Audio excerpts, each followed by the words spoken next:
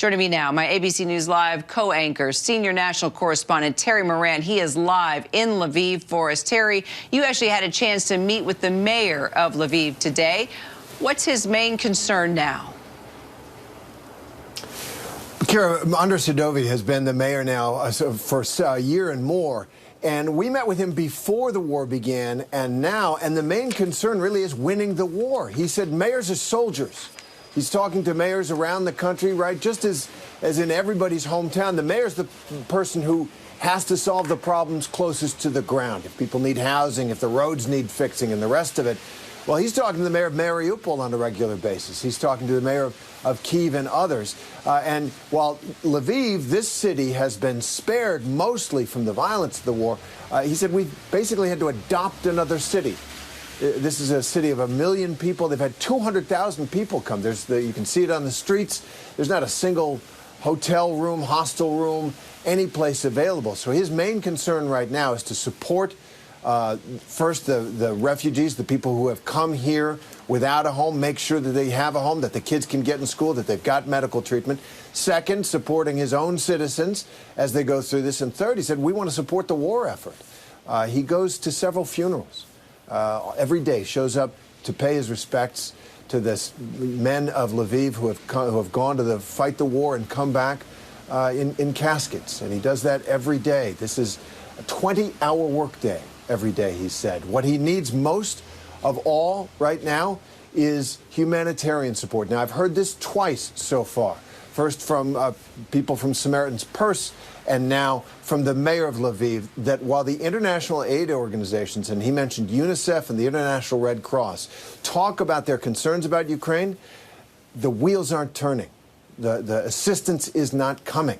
And he was upset about that. He said, they can say how concerned they are, blah, blah, blah. That's what he said. But we are not seeing the aid coming on the ground. And they are at the breaking point here.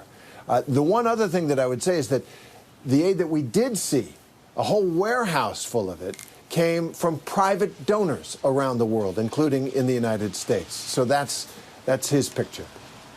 So clearly, for the mayor, his daily life has just completely been uprooted and changed since this war has started. It really has. He's a father of five sons, the youngest 10. The oldest military age, and looking at that service. And, you know, he was a businessman before he was elected mayor. And he's now doesn't get home that much. He's sleeping in the office some. And he is someone who has had to change his life. He said there was a before, and now my life, as every Ukrainian's is different. There's a now. And he said, you have this sense every single day that you're doing something that you have to do, that's the most important thing you've ever done, that's making a difference. And he and the others are confident that at the end of the day, it will be a victory, that it'll be worth it.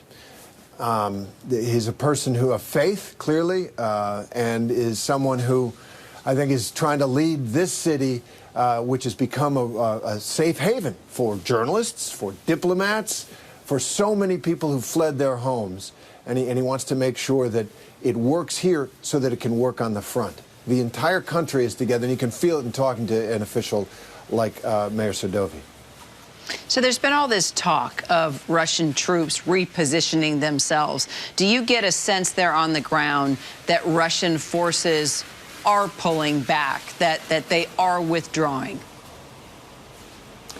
Well, they have withdrawn, and the Pentagon has confirmed that, as has the Ukrainian military, from a few spots north of Kyiv, and they advertised that. They proclaimed that at the peace talks in Turkey as a gesture of goodwill in advance of negotiating a peace deal with Ukraine. It was a great moment. It felt like there was a de-escalation and a movement towards peace. Those talks will continue, but it now looks more and more like a tactical retreat. They were getting beat up pretty bad from Ukrainian counterattacks in that part of Ukraine. And it looks like they wanted to regroup and resupply and find a different way, because the missile attacks continue in Kyiv and Chernihiv, the place where they said they would dramatically de-escalate their military activity. It continues there. sirens are going off here. The mayor said that their missile defense system took out another several missiles. And so there's no sense that there's a genuine, significant de-escalation. If they're de-escalating, it's for their own purposes, so that they can get their act together before continuing the war. That is certainly what it looks like, and the American government and the Ukrainian government say this is not any significant de-escalation leading to peace.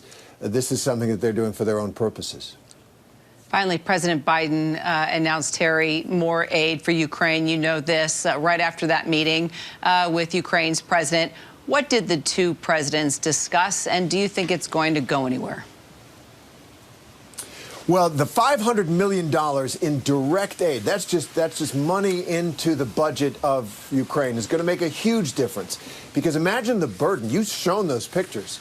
There's no place for people to live in those cities. In fact, the mayor of Lviv said he expected at least 50,000 of the 200,000 who've come here will stay here now. There's no Mariupol for them to go back to for a long time.